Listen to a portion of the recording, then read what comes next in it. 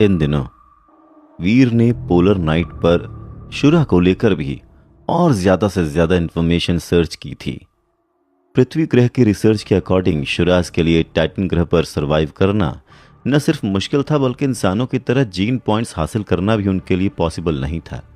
यहाँ तक कि एलियंस के मीट को खाने के बाद भी शुराज की बॉडी इंसानों की तरह स्ट्रांग नहीं हो सकती थी। इसके अलावा शुराज डेविल सोल्स का भी इस्तेमाल नहीं कर सकते थे। तो अगर ऐसे में शुराज अपनी फिटनेस को इम्प्रूव करना चाहते हैं तो ऐसा वो लोग सिर्फ और सिर्फ शुरा मार्शल आर्ट को प्रैक्टिस करके ही कर सकते थे। इसके अलावा उनके पास और कोई दूसरा रास्ता नहीं था। हालांकि ये बात और थी कि इंसान अपने जीन्स को इम्प्रूव करने के लिए टाइटन ग्रह का इस्तेमाल कर सकते हैं।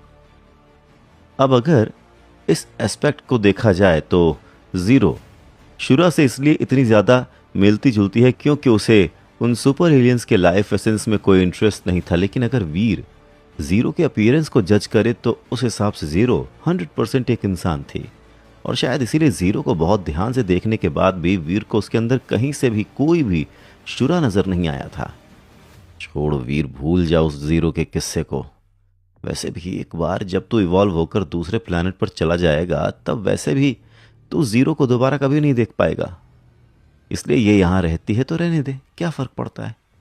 अपने मन में इसी ख्याल के साथ वीर अपने कमरे से बाहर निकलता और देव आश्रम के एवोल्यूशन पैलेस में एंटर करता है। एवोल्यूशन पैलेस जो देखने में किसी एंशियंट मंदिर की तरह था। उसके अंदर एक गहरा रेक्टेंगुलर शेप का तालाब था जो पैलेस के अंदर एकदम बीचों बीच बना हुआ था। एक मॉन्स्टर के सिर के मिस्टीरियस स्टैचू ने उस पूल को चारों तरफ से गार्ड करके रखा हुआ था, जिनके मुंह से लगातार एक लिक्विड बह रहा था जो देखने में ऑलमोस्ट ट्रांसपेरेंट था। वीर एक गहरी सांस लेता है और फिर बिना किसी झिझक के अपने सारे कपड़े उतार कर उस पूल के अंदर जाकर अपनी बॉडी को एवोल्यूशन पूल के गुनगुने पानी में पूरी तरह से डुबो देता है।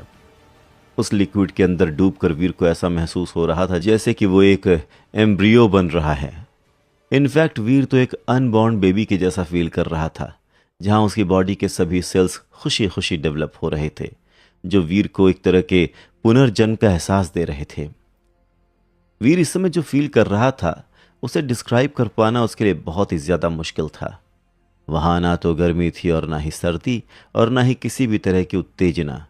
वो ग्रोथ इतनी ज्यादा नेचुरल थी कि वीर को ऐसा महसूस हो रहा था जैसे कि वो उसी की ग्रोथ का पार्ट हो। वीर को महसूस हो रहा था जैसे कि वो एक बार फिर से छोटे से